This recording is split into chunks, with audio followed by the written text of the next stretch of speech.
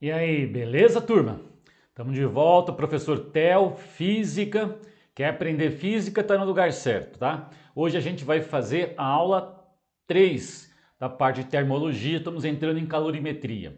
Lá já tem a aula 1, onde a gente falou de termometria, né? Aquela coisa de escalas termométricas e tal. A aula 2 é dilatação, não subiu ainda, pulei a aula 2, estou na aula 3, calorimetria. Legal? Então curte, compartilha, se inscreva no canal antes de começar. Para o vídeo aí, dá uma paradinha aí, fala, opa, deixa eu curtir aqui, deixa eu ajudar o tio Theo. Tio Theo tá precisando de ajuda, então curte aí, compartilha, você me ajuda, eu ajudo você e a gente ajuda mais pessoas por aí. Tranquilo? Então, bora para fazer a aula 3? Então vamos lá, galera. Então, é isso aí, galera, aula 3. Tá? Termologia, aula 3, calorimetria.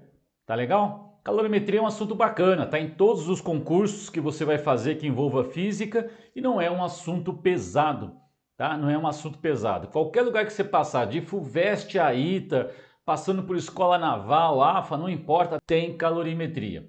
Tá legal? Então vamos lá dar uma olhada que no comecinho é básico, é para todo mundo. Então vamos lá, natureza do calor. Um pouquinho de história, né? Só para a gente entender. Na aula 1 já falei um pouquinho sobre o que era temperatura, calor e energia térmica. Mas aqui agora eu vou dar uma ênfase ao calor, tá? Natureza do calor. Qual é essa natureza do calor, né? Tinha duas hipóteses lá pelo século XVIII, né? Tanta gente trabalhou com esse conceito de calor. Qual era uma das hipóteses? Que o calor era uma substância, era um fluido, era uma substância fluida e indestrutível, né? Que preenchia os corpos, né? Os poros dos corpos, né? Poros, vamos dizer assim, e fluía do corpo mais quente para o mais frio, como a gente sabe até hoje. E tinha um nome, né? Era o calórico, né? Lavoisier era um dos que trabalhava com esse conceito, tá legal? Mas tinha uma outra hipótese para calor, tá? Qual que era a outra hipótese? Que o calor consiste em minúsculos movimentos de vibrações das partículas do corpo, né? Aí tem a mãozinha do Newton aí também, por volta de 1704. Aí também por trás também tem Francis Bacon. Tem uma galera aí. Mas é só para você ter uma ideia que alguns conceitos que você talvez não entenda, não é tão simples quanto parece, né?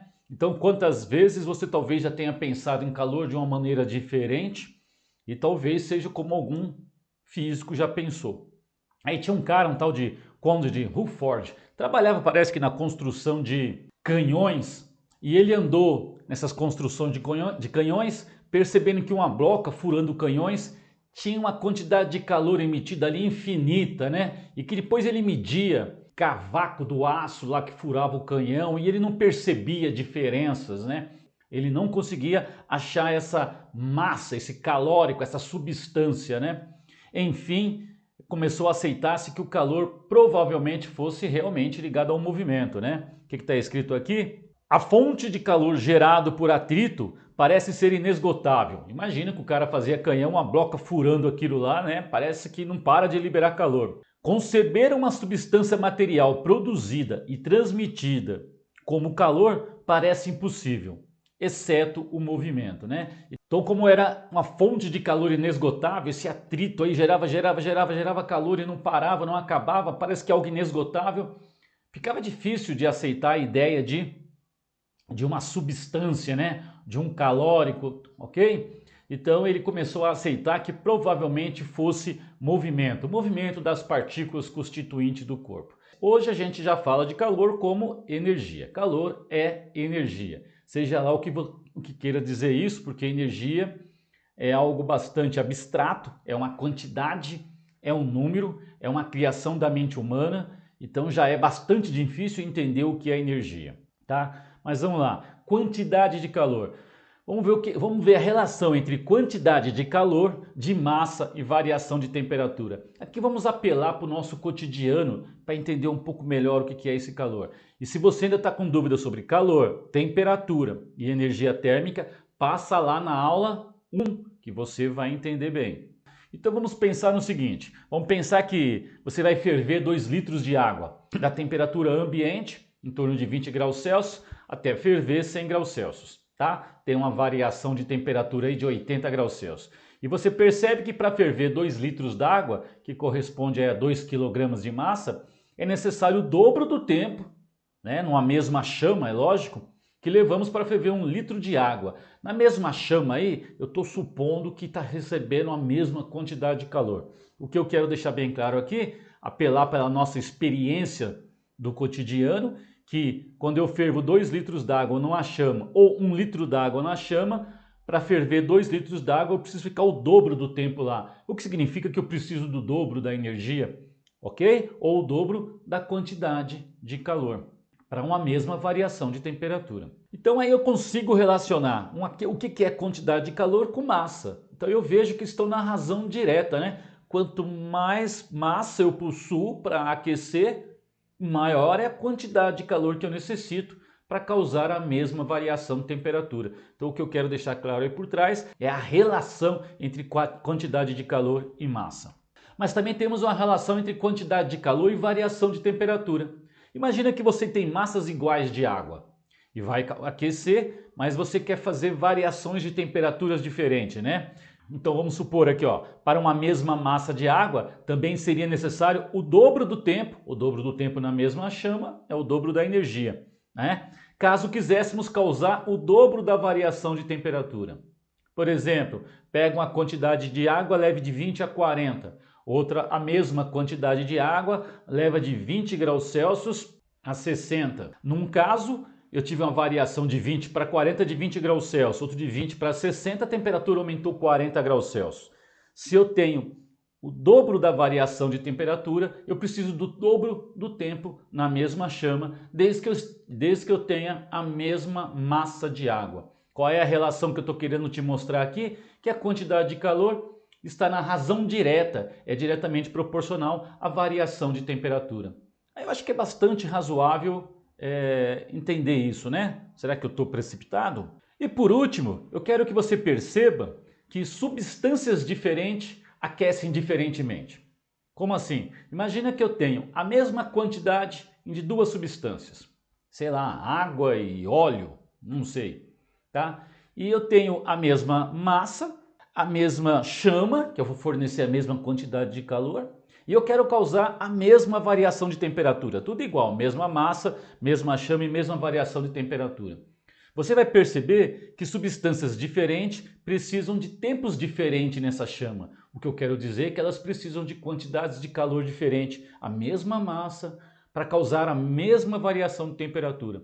Ou seja, substâncias diferentes, como são formadas por moléculas diferentes, que estão ligadas de maneira diferente, tem força de coesão entre as moléculas de modo diferente, eu necessito de energias diferentes, tá? É isso que eu quero mostrar aqui para vocês.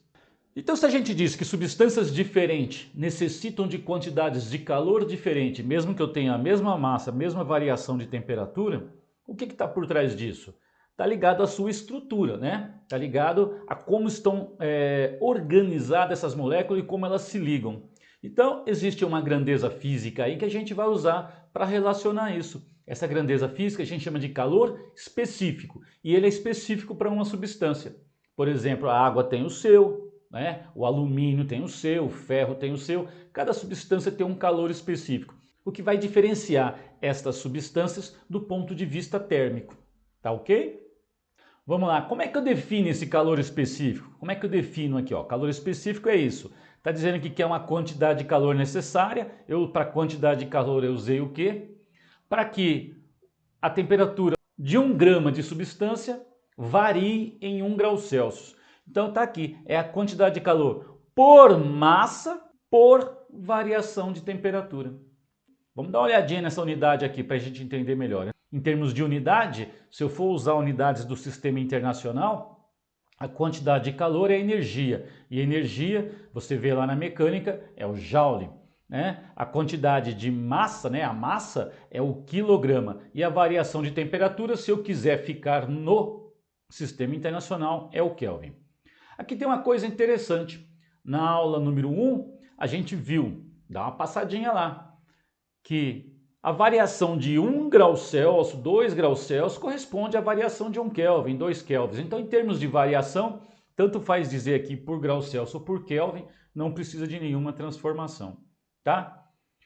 Se eu isolar esse Q aqui, galera, passando esse M delta θ multiplicando, aliás, delta θ, alguns gostam de usar delta T. O que é delta T? É variação de temperatura. Para mim, eu uso θ, você pode usar o T. Se você isolar esse Q, passa o M delta θ multiplicando o C e você tem o que vocês chamam de equação fundamental da calorimetria, tá? Equação fundamental da calorimetria. Mas tem uma unidade que é mais usual, é a caloria, tá? A caloria é mais usual na física térmica. O que vem a ser uma caloria? A caloria, para nós, é definida atualmente como a quantidade de calor necessária para elevar a temperatura de 1 grama de água em 1 grau Celsius. Mais precisamente entre 14,5 e 15,5 graus Celsius, porque o calor específico de uma substância varia um pouco com a temperatura. Mas a gente usa nos preocupando muito com isso, porque a diferença não é muito grande. Então é isso que é a caloria. Então eu vou colocar outra unidade aqui, a mais usual para a gente trabalhar calor específico. Então o calor específico, que é a quantidade de calor que eu forneço para uma certa massa sofrer uma certa variação de temperatura, além de poder ser medido em joule por quilograma Kelvin, também pode ser medido por caloria, unidade de quantidade de calor, por grama, unidade de massa, por grau Celsius, variação de temperatura. Tá? Essa é mais usual quando eu estou trabalhando na calorimetria. Bom, a gente falou de calor específico e já estamos quase no finalzinho dessa aula. Vamos falar de capacidade térmica. Vamos lá, capacidade térmica.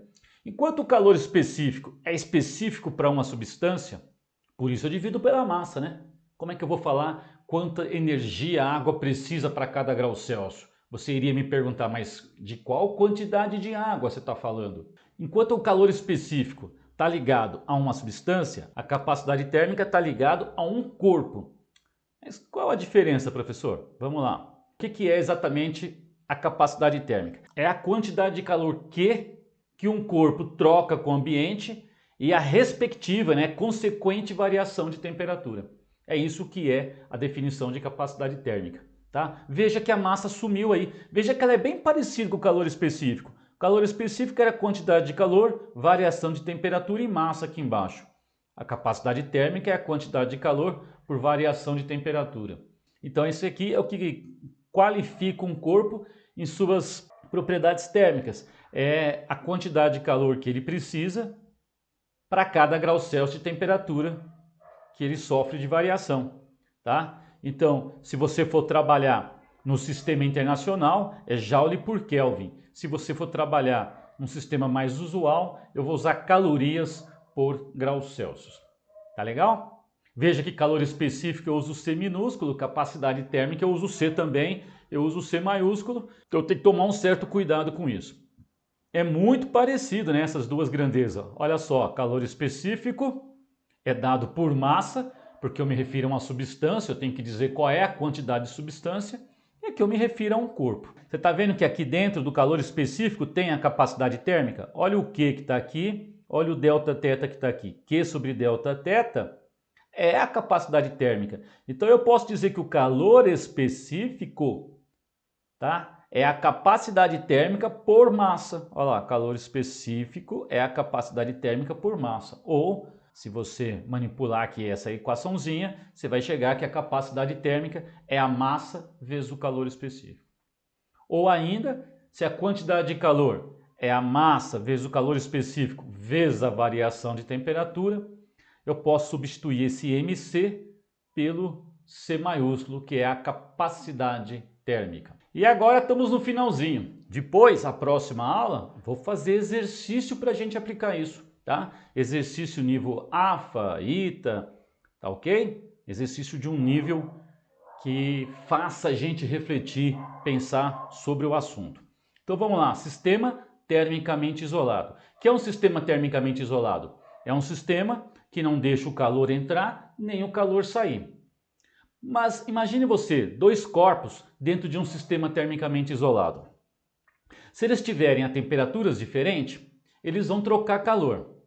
Até quando dois corpos trocam calor? Até que atinja o equilíbrio térmico, porque o fluxo de calor Tá lá na aula 1, dá uma passadinha lá, o fluxo de calor só ocorre do corpo mais quente para o corpo mais frio. Atingindo o equilíbrio térmico, cessa o fluxo de calor, ok? Calor é energia em trânsito, né? É o trânsito da energia térmica do corpo mais quente para o corpo mais frio, até atingir o equilíbrio térmico.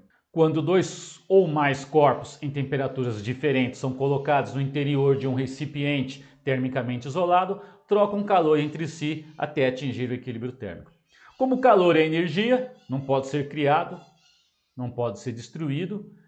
Alguém perde calor, alguém ganha calor, mas não pode desaparecer. Então, se eu somar o que alguém perdeu 100 calorias, alguém ganhou 100 calorias. Se alguém perdeu 100, menos 100. Alguém ganhou 100 mais 100. A soma é zero.